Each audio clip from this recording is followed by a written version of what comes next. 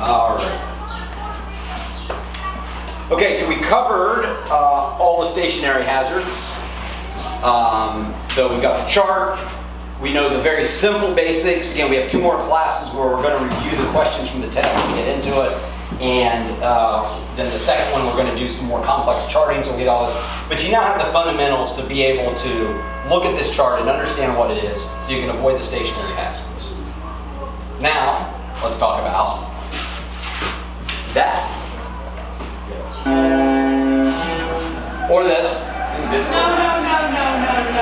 You are kidding. They did do that one on purpose, yes. This one was not on purpose.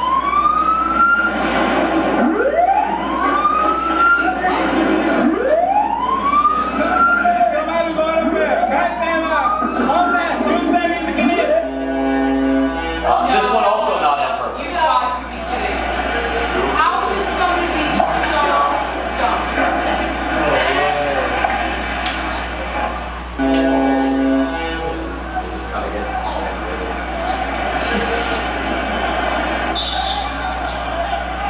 Did someone buy this? Oops.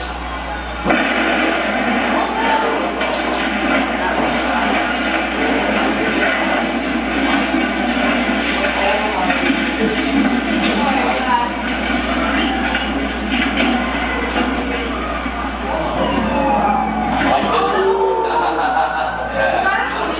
Yes, it was. Move your yacht quickly, please. Move your yacht. Oh boy. Let's hope they weren't in the Oxford State Room. Oh no, that was like a bus. It was one of the duck boats. This actually happened. That's up in Boston. Oh, no, it's in Philadelphia. Oh my God. That actually, nobody was hurt in that. That's the only reason I put that on there. Nobody was hurt. But that was one of those duck boats that became disabled. Oops.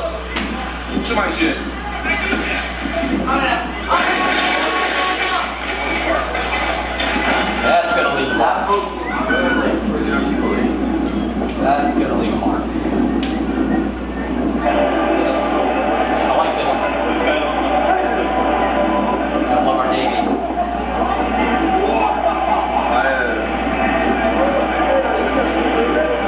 Oops, what do you mean there's another ship on the other side of it? Ah! What? I didn't see that ship.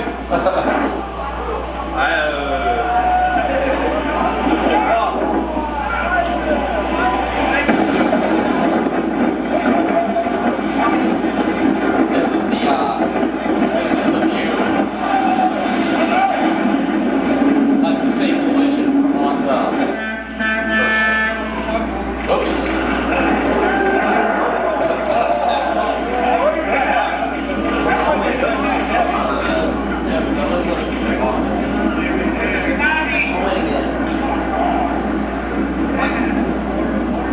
I don't know why I put that one. Is that directional? That one wasn't that good. Yeah, he probably should be looking for a slightly bigger place to dock. I'm sorry. I just. I would get that. Yeah, you get in that position.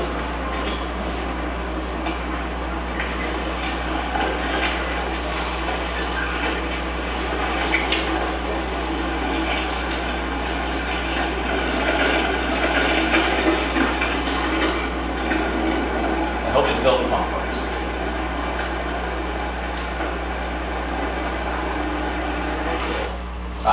That was a fun. Anyway, I love watching that guy. And it's funny, I get caught on YouTube sometimes and just like watch shit collisions. So I showed you this earlier, which is the navigation rules and regulations, right? Look, this thing is beefy and it will put you to sleep in no time. What I keep, and I actually forgot to bring them up, I was on the boat earlier, is there's a 2 really good quick reference guides that basically gives you everything that's in here. So when you get your captain's license, I think the hardest part is knowing like all the lights. So, you know, if you see a tug with, let me find the language here. It doesn't have the exact language I'm looking for, but basically it has, you know, a white light, two white lights forward and then a yellow light over a white light aft, what is it? Oh, it's towing something like, Yeah, very, very good. Yeah, that's an inland ship, so it's under inland, towing a vessel less than 200 meters with the length of the tow. Sorry, less than 50 meters with the length of the tow less than 200 meters. So you can look at the light on any of these ships, or you can look at what's called the day shape, which is the day shape for an anchor is just a round circle, and you can figure out like what they are. Now, they used to be separate books, but starting about 10 years ago, they're in the same book. So the international and the inland are in the same book. Are our waters international or are they inland? Inland, correct. Can you find the line of demarcation? It's actually called the line of demarcation. It says Colreg demarcation line because you guys probably boat some in international waters. International Colreg waters. I don't know if you have to go 12 miles offshore from land to get to true international waters. But if you see at the right side of the chart from the race, so we had this conversation earlier from Race Rock, it actually is not on there. You can see the words written, the race. You see Valiant Rock. You'll see that purple dotted line that says Colreg's demarcation line. So if you're on the east side of that, sorry, if you're on the west side of that, you're in inland waters. If you're on the east side of that, you're in international waters. And what's cool is like tugs have different lights in international and inland. So like when they go through the race, if you're doing a sailboat race, it's fun to watch them go. Well, I find it fun, right? You're like, oh, look at that, they just changed the lights because they have to go from one light pattern to another light pattern. Anyway, okay? So I recommend that people either read one of these at some point in your life, sooner rather than later, or at least get one of these quick reference charts. They sell them at both West Marine and Landfall Navigation. They're like $10. They're laminated, and it kind of gives you all the key things that you need to know. This whole thing summarized down into a few pages because this is like really kind of beefy.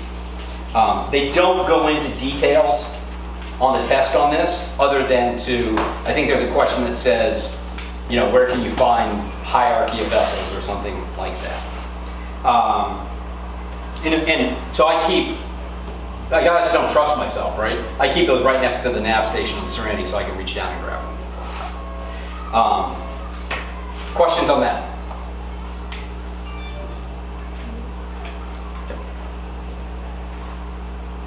Quick question.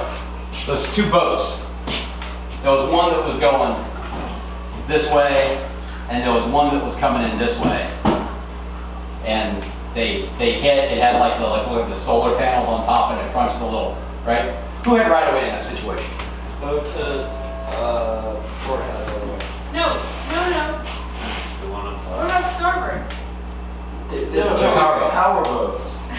But that, it still applies, right? Okay, so let's call them boats A and B, I'm sorry.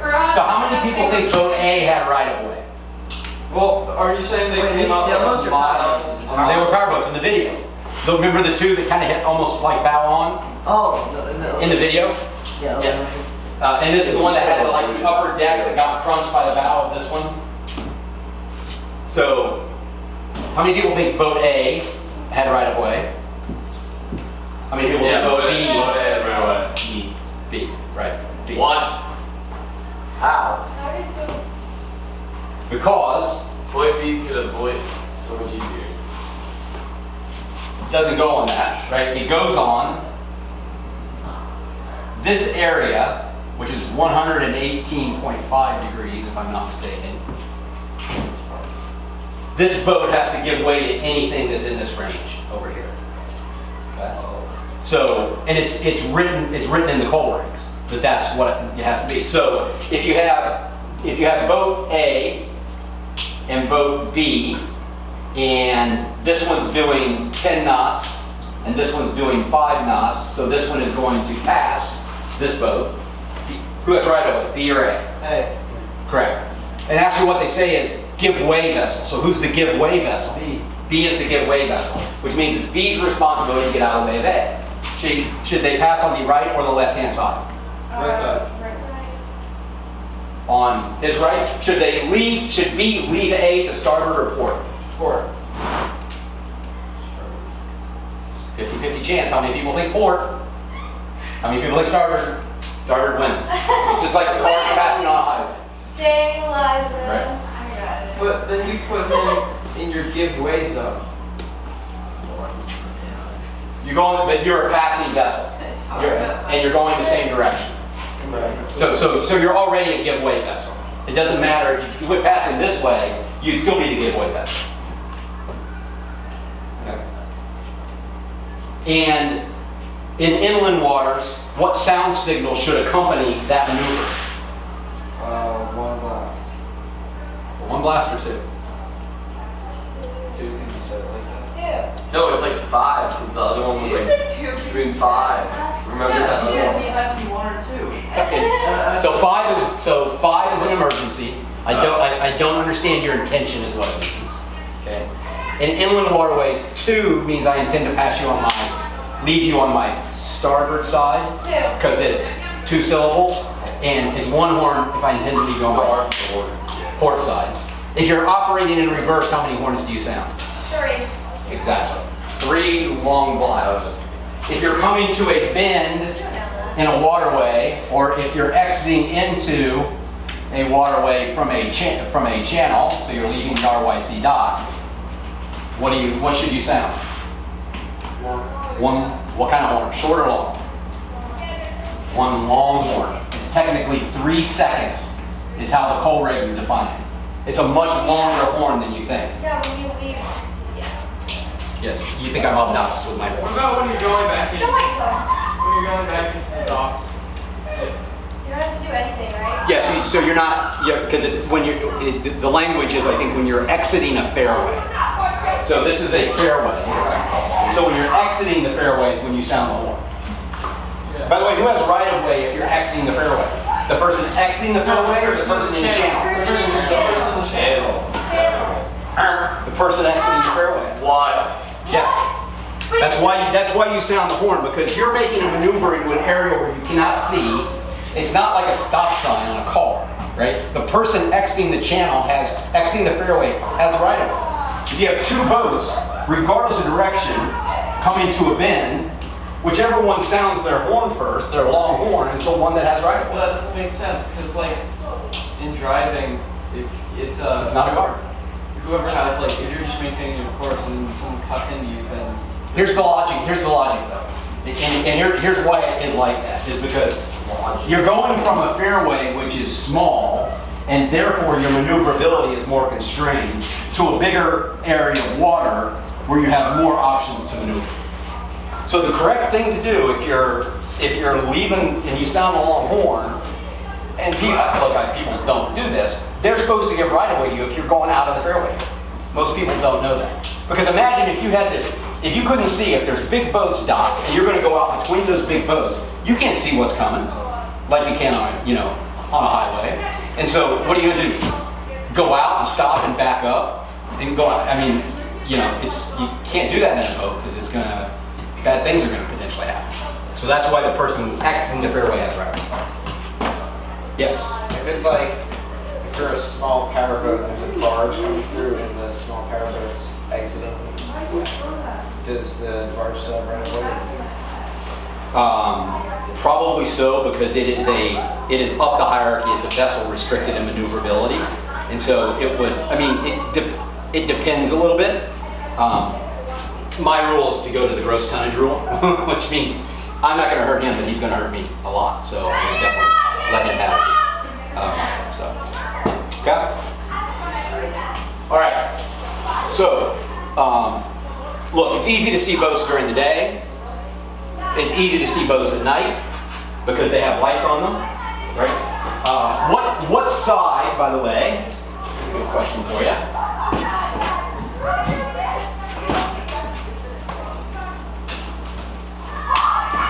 Here is a power boat. I'll call him A. And so he's got a light over here and a light over here, or maybe he's a small boat and so he's got two lights up there. And let's say he's got a stern light. What color is the stern light? White, right? White. What color is the light on the port side of his boat? What color is the light on Green. green? So let's do it on the bow. On the bow, port bow, That one's like red and red, right? red. On the starboard bow would be. I didn't mean to say, sorry, I didn't mean to say white. Why is red on the port side? So it's like the color. Say again? It's like the color. It tells a boat that is over here, okay? So I turn this, but this boat is going this direction. Who has right of way? This guy. Because he is in, A does, because he's in this 118-degree zone. So since I'm in that 118.5-degree zone, what do I see on the boat? Red, which means stop, which means I have to give way to him. Whereas, what light does this guy see on this boat? What color light does he see? Green. He sees a green, which means, what's he supposed to do? If two boats are converging, what's he obliged to do? Maintain course and speed. So you say, how does something like that happen when the two boats ran into each other? The captain of the boat that was A, he's saying, my responsibility is to maintain course and speed until such a point in time where he realizes a collision is imminent. Then you're supposed to take whatever action that you need to avoid it. But what he should do legally is not turn or not do anything, because it's this guy's responsibility to do way. And that's why he sees a red light. Okay. So we can see boats during the day, we can see boats at night. What about if it's like foggy out? Can we see the lights? Sometimes. Say it's really foggy. No. But you can see once you get rid of slopes.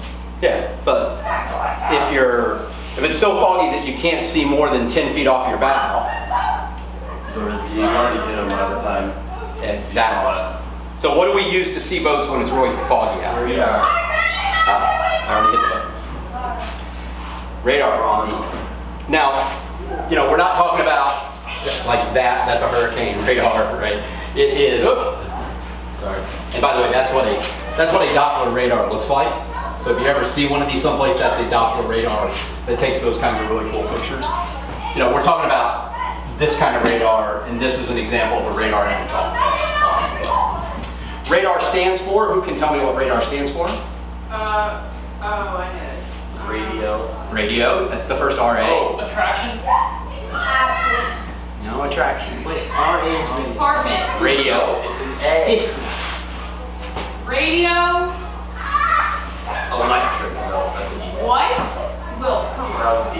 Detection. Radio That's- detection and arranging is what it stands for. It uses a radio signal to detect and then range something. That's one of the ways. Radio detection and ranging works by broadcasting radio waves out and then detecting reflections of objects. The time it takes the signal to return tells us the distance, and the Doppler shift tells how fast the object is moving relative to us. There you go. That's how radar works in 5 seconds. And Eliza, I know you need to go, so you can just take off whenever you're Okay. Yep. And all kinds of cool things can be done with radar. This is a newer Garmin model, so this is actually the way that I run on Serenity. I actually run a Garmin, and I run what's called radar overlay. So what this has, you notice this looks different from a NOAA chart, right? And look at the little boat with the red and the green here on the bow, if you can see it. So you'll see this looks different than the chart there, because this is not a raster chart. This is a ENC, an electronic navigation chart. So this is, in this case, Garmin's own interpretation of a NOAA chart. This is what traditional radar would look like. So if you saw a traditional radar view, this is what it looks like overlaid on this. You can see how you get the radar reflection from the land. And newer radar, so this basically shows a boat, and it shows the trail of the boat, so it kind of shows a little bit of what's going on. So is the one on the right use like GPS to make that map? Yeah. So this is a combination of GPS. So it's got an electronic map that is centered based on the GPS position of the boat, and then it takes the data from the radar, which is a device that spins on top of the boat. There's called open array and closed array. Just so you know. This is an open array that they claim are a little bit more powerful. Bye, Eliza. Claim they're a little bit more powerful, a little bit better range. They're also a little bit more expensive and more susceptible to errors because it's exposed. And this is what's called a closed array. So most commercial boats have open arrays, and most recreational boats have closed arrays. Is there still a spilling thing inside of the closed one? Absolutely, yeah. It looks almost exactly the same, except instead of having the cover on it here, the plastic, whatever the material is, it's the open, kind of like electronics. Mm-hmm. On the big yachts that have like the bulbs, what are those? The bulbs. Oh, the domes. Yeah. Don't look like this. Yeah. Yep. So those are satellite communication domes. A couple of people here have one. So Mr. Kumanali has one on Defiance. Is that his boat's name? Defiance.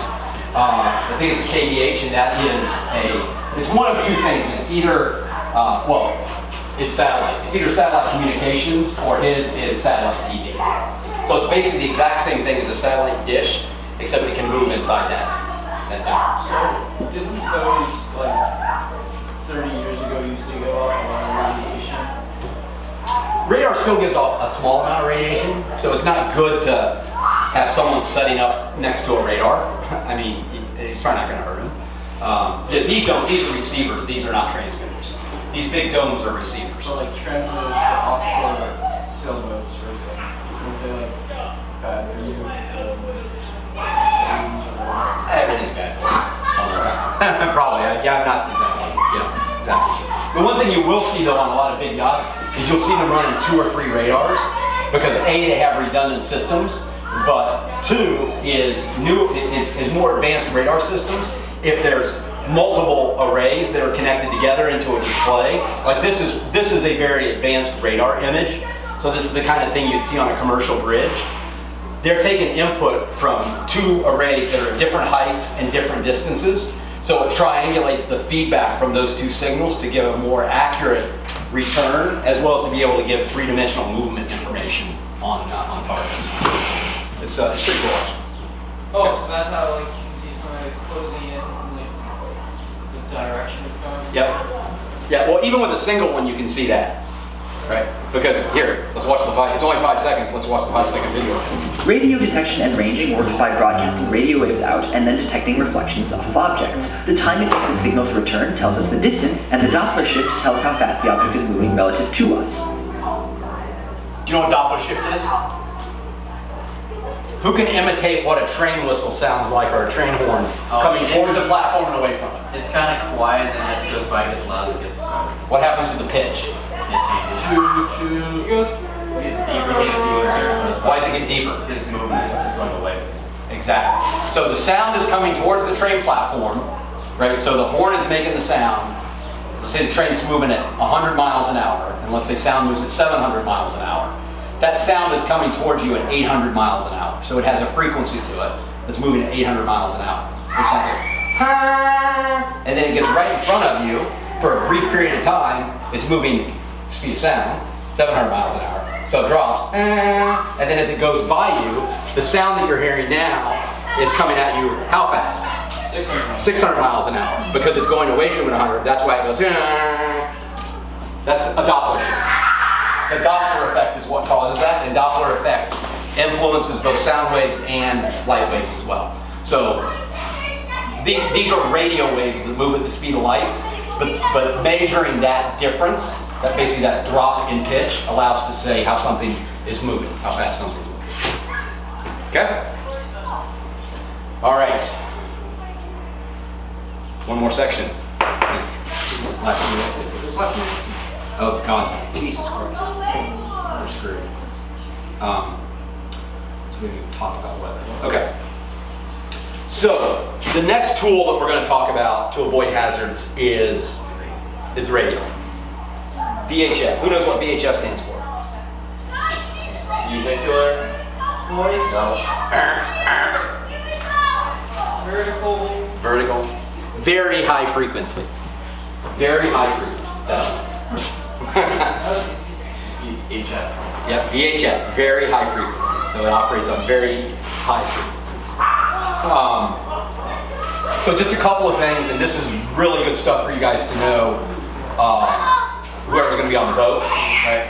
So for probably about a decade, all VHF radios have this little red distress button on it. So it's called DSC, which stands for Digital Selective Calling.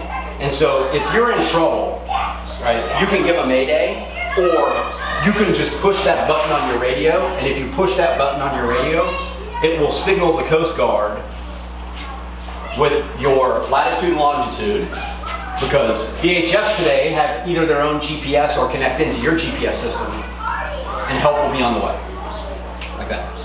Now, there's one hitch. You have to register the radio, which a lot of people don't do. I've actually written a couple articles in Virgie about this. So you have to register what's called your MMSI, which is your unique ID, with the US Coast Guard. If you've registered it, this button will identify that it's you, and help will be on the way. So that is the first thing you want to hit. If there's really trouble, if you want help, then you can go ahead and give an actual mayday call as well, but that will get stuff coming. So most important button on that radio. There will be typically a button, see where it says CHWX? CHWX. So typically these things not only are communication devices, but they're also weather radios. Weather radios are a lower frequency. There's like 9 channels and you can go listen to those, and it's a constant stream of updated information of NOAA. And it gives real-time reports from buoys. It'll say, like, the buoy at Fire Island Inlet is, 17 knots at 220, or, wave height is so on and so forth. Can you listen to that during a race, by the way? Is it legal to listen to that during a race? During a distance race, you're doing the Stratford Shoal, you're out there on first light, can you turn on the Weather Channel and listen to it? Yeah, right. Absolutely. It's publicly available information. Unless it's specifically excluded in the SIs, anything that is publicly available information is completely fine to access, including going on the internet and, getting wind readings from airports and all that kind of stuff. It's publicly available information. What you can't do is have a private weather router that's providing unique information for your boat to communicate to you during the race. Most people don't know about this button, but there's a button here that says high-low. It toggles between low power transmission and high power transmission. So typically the low power transmission is 1 or 2 watts, and the high power transmission is 15 or 25 watts. So what people should do when they're in close proximity is they should be calling on low, whereas if they're calling on 16, they should use high frequency because they want to be able to reach the Coast Guard, which is potentially a long way away. Now, more advanced radios, like my radio defaults to low for certain channels and defaults to high for 16 and 13. So you kind of almost don't have to look at it. But it's good to know what that is. I also think that is there's some test questions on VHF stuff. Every VHF radio also has a scan button, which basically, you don't just leave the radio on 16, I mean you can, but basically what you do is you can set channels and it will scan through them. And so typically, like what I have, my radio scan on Serenity is I have it scanned 13, 16, 22 alpha, 74, 69, and 74. Why do I use those channels? 13 is ship-to-ship communication, 16 is emergency, 22 alpha is the Coast Guard working channel. So usually you make contact with the Coast Guard on 13 or the police, they then switch over to 22 alpha to take over the working case. I monitor 74 because that's the yacht club channel. It also happens to be New York Yacht Club. And I monitor 69 because that's what the instructors monitor here. And it seems like I'm, so I just monitor that. You can set it up to monitor if you want. Latitude and longitude may or may not require a GPS interface. There's the microphone typically has channel up and down, as well as you might be able to toggle high and low on the mic. So how far do channels go? Like channel 69, whatever the instructor's on? How far away can you hear that? Bear with me 1 second. And the volume should be turned up loud enough for you to clearly hear what's what you're hearing, right? And another trick, if you don't know, so there's 2 buttons. There's a volume button and there's a squelch button. You want to talk about squelch? Yes, I do. So there's a volume button and there's a squelch button. So, and sometimes there's like sometimes they're 2 separate knobs, and sometimes they're an inner ring and an